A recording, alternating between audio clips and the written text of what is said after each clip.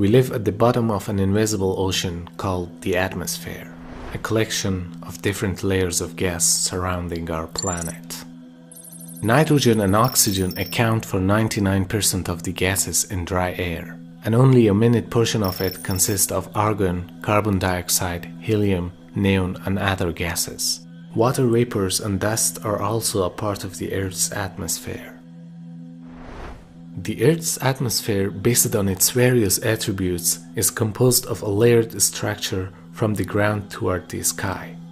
The layers are the troposphere, stratosphere, mesosphere, thermosphere, and exosphere. The troposphere is the lowest and nearest layer to the Earth. On average, the troposphere extends from the ground to about 10 kilometers above sea level. We humans live in the troposphere, and all weather develops in this lowest layer because it contains nearly all of the atmosphere's water vapor. Clouds, from low-lying fogs to thunderheads to high-altitude cirrus, form the troposphere. By increasing altitude, the air pressure drops and it gets colder in this layer. As the altitude increases, the air pressure gets lower and the ratio of oxygen in the atmosphere stays the same. But because of the lower pressure, the oxygen molecules are spread out and the number of oxygen molecules in each breath decreases. At over 5.5 kilometers, there's less than half of the oxygen that's available at sea level. Once you get over 7.5 kilometers, plants no longer take root, and most of animals can't breathe at all. A person experiences a blackout. The blood circulation, the respiration, and the nervous system begin to collapse. It is because the oxygen levels are less than 1/3 of what they are at sea level. For understanding this, let's take a look at the aircraft pressurized cabin system. Airplanes fly best high up in the air, and people breathe best nearer to the ground. So to compensate for that low pressure and low oxygen, the airline industry invented pressurized cabins so that people can breathe easily. That's why when the flight attendants give the usual explanation, they emphasize that the travelers should put on their oxygen mask if they face an unexpected loss of cabin pressure. This is to allow the passengers to breathe properly when the outside air pressure is extremely low. The airplane's pressurized cabin will maintain a constant cabin altitude of 2.6 kilometers. Even at this artificial height, the oxygen level is about 25% less than what is available at sea level. Flying over 2.6 kilometers without modern technology can cause altitude sickness or hypoxia, a condition where the amount of oxygen reaching the body tissues gradually drops. A dramatic decrease in oxygen pressure eventually results in headache, dizziness, vomiting, and difficulty in clearly thinking. This soon progresses to unconsciousness and death.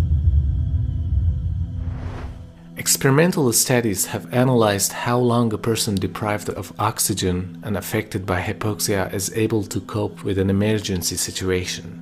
And the results show that at a height of 25,000 feet, a person can think clearly and act properly for 2 minutes at moderate activity and 3 minutes sitting quietly. These time frames drop to 45 and 75 seconds at 30,000 feet and only 18 and 30 seconds at 40,000 feet. Moreover, if we consider the Mount Everest, on the peak of it, it can take minutes just to catch your breath.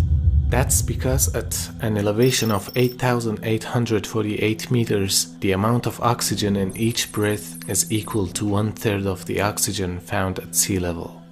The highest part of Everest, or everything above 8,000 meters, is called the death zone, where there's so little oxygen that body starts to die minute by minute and cell by cell. For this reason, climbers need to get oxygen mask first on mountain above 7,000 meters. Their oxygen system not only prevents them succumbing to life-threatening hypoxia, Rather, with the help of oxygen, they can move faster, which allows them to spend less time in the death zone. Despite of all these measurements, Mount Everest still takes life of many climbers yearly due to intense physical activities, storms, and lack of oxygen. We should be thankful for the ideal ratio of oxygen that causes us to comfortably breathe and live on this planet. Between the possible air pressures and possible oxygen proportions, looking for an optimum digital value for the existence of life, the bracket we come across is a highly limited one. And the fulfillment of so many requirements for survival within this narrow bracket certainly points to a perfect design. And for people of understanding, it is an indication that such an amazing mechanism that facilitates the existence of life on Earth is not based on a series of random events, rather it shows a deliberate design being done by a wise creator. And this fact was revealed in the Quran 14 centuries ago, where Allah subhanahu wa ta'ala says, "So whoever Allah wants to guide, He expands His breast to Islam. And whoever He wants to misguide, He makes his breast tight and constricted, as though he were climbing into the sky.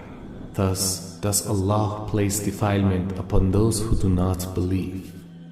The indication to such an amazing fact on a time when there was no advanced technology to let people understand this concept once again points to the divinity of Quran, the book that can only be the words of a wise creator.